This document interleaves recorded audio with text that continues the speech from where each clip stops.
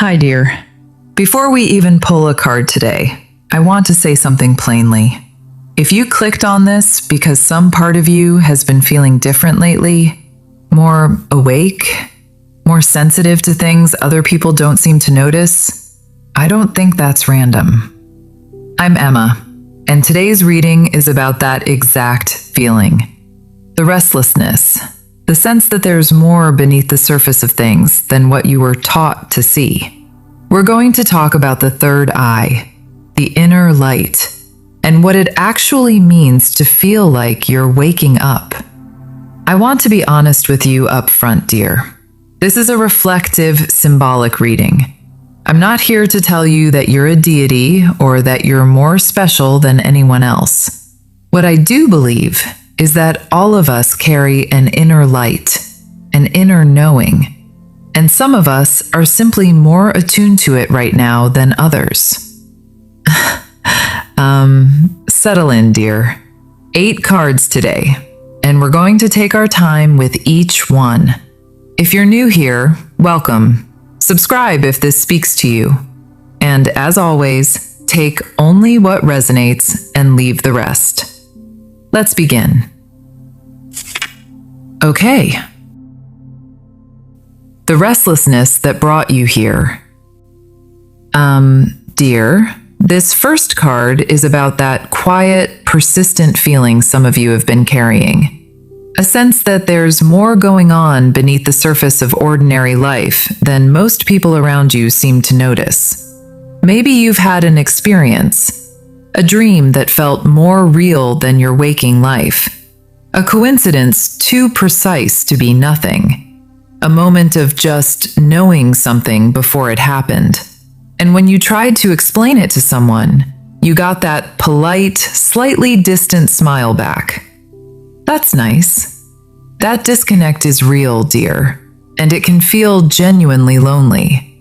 I want to validate that before anything else. You're not imagining the gap between what you're sensing and what the people around you seem able to perceive.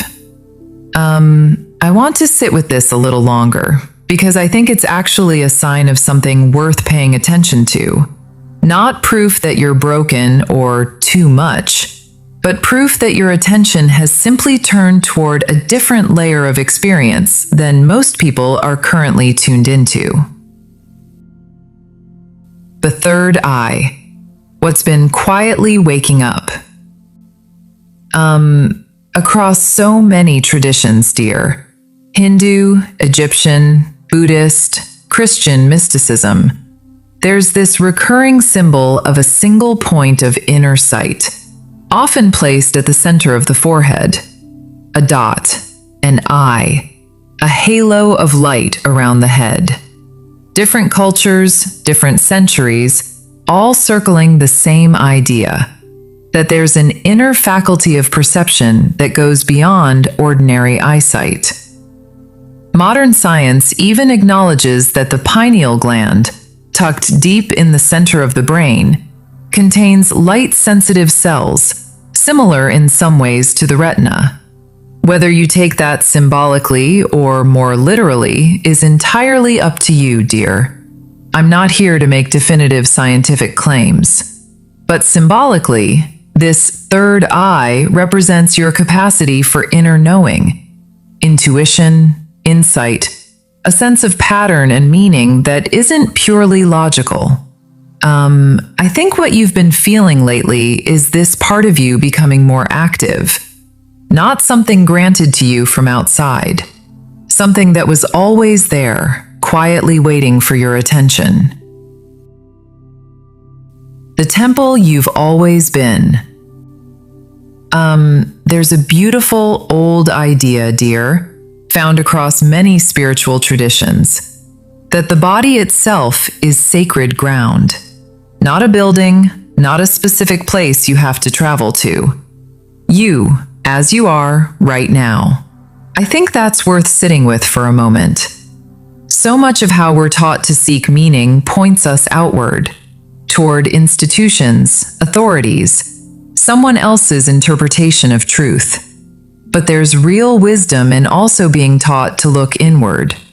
your own stillness, your own quiet moments of clarity, your own heartbeat, honestly, dear. Put a hand on your chest for a second if you want to. That's not nothing. That's you, alive, present, capable of your own inner knowing. I want to expand on this gently. This isn't about replacing community, guidance, or tradition, dear. Those things matter too. It's about remembering that you also have direct access to your own inner compass, and you don't need anyone's permission to trust it. The loneliness of seeing differently.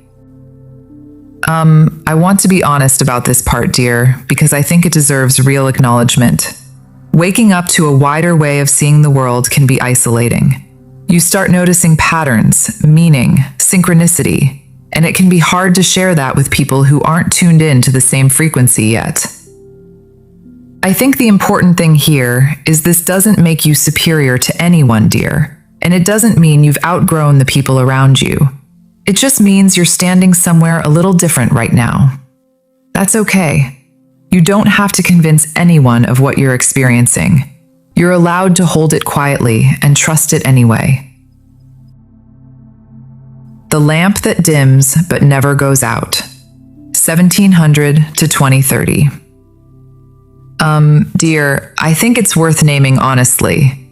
This kind of awareness doesn't stay at a constant, blazing intensity all the time. Life happens. Stress happens. Some days you'll feel deeply connected to your own inner knowing, and other days you'll feel completely disconnected from it, distracted, foggy. That's normal, dear.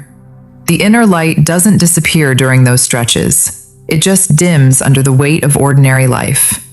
And the more you return to stillness, to quiet reflection, the more that inner sense re-brightens. This isn't a one-time activation. It's a practice, a relationship you keep coming back to. Sleep as rehearsal, waking as return. Dear, I love this next card because it reframes something so ordinary, sleep, as something a little more meaningful. Every night you let go of waking awareness completely, and every morning you return to it. There's something almost symbolic in that rhythm, a small daily practice of surrender and renewal. Some of you may have noticed your dreams feeling more vivid or symbolic lately, dear. More like they're trying to tell you something rather than just random noise. I gently encourage you to pay attention to that. Journal it if it interests you. Not because every dream is a prophecy, but because your subconscious often communicates things your waking mind hasn't caught up to yet. The light you carry, not the one you chase. Dear, I want to say something important here, gently but clearly. This inner light, this awareness you're developing, it's not about becoming someone else, someone more special or more chosen than the people around you. It's not a status to achieve or a title to claim. I think the healthiest way to hold this, dear, is as an ongoing relationship with your own depth. Not a finish line, not proof of superiority, just a quieter, steadier way of moving through your life. The goal isn't to feel separate from others because you see more. The goal is compassion, recognizing that everyone is carrying their own inner world, whether they've turned toward it yet or not. What comes next on this path? 28 minutes to 32 minutes. Dear, as we close, I want to offer this. If something in today's reading resonated, let that be enough. You don't need external validation to trust your own inner sense of things. Keep returning to stillness. Keep noticing the small moments of clarity. Keep being gentle with yourself on the days it feels dim. This is a lifelong unfolding, dear, not a single dramatic event. And you don't have to rush it, prove it, or perform it for anyone. So, dear, if this reading found you today, trust the quiet knowing you've been carrying. You don't need anyone's permission to honor your own inner light. Just keep returning to it, gently, again and again. If this resonated, Let me know in the comments, dear. I read every single one. Like this video, subscribe if you're new, and I'll see you in the next reading. Take care of that beautiful light inside you. I love you. Bye, dear.